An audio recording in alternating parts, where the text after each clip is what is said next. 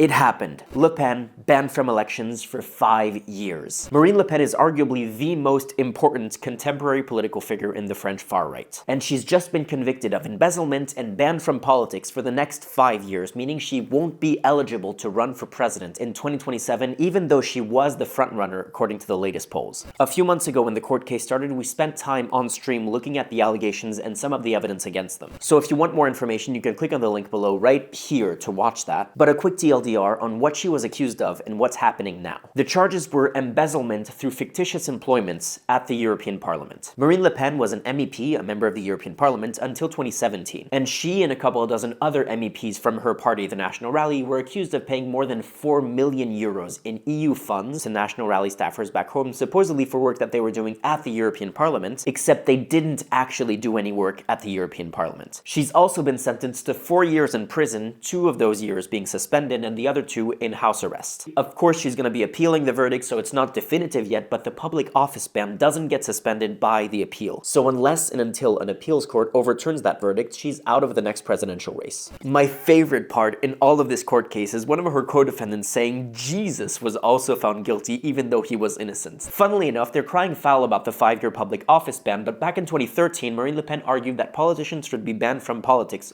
for life in cases like these. Quand allons-nous tirer les leçons et effectivement mettre en place l'interdiction de l'inéligibilité à vie pour tous ceux qui ont été condamnés pour des faits commis grâce ou à l'occasion de leur mandat? Now, of course, far-right figures from all over the world, from the famously corrupt Hungarian dictator Viktor Orban,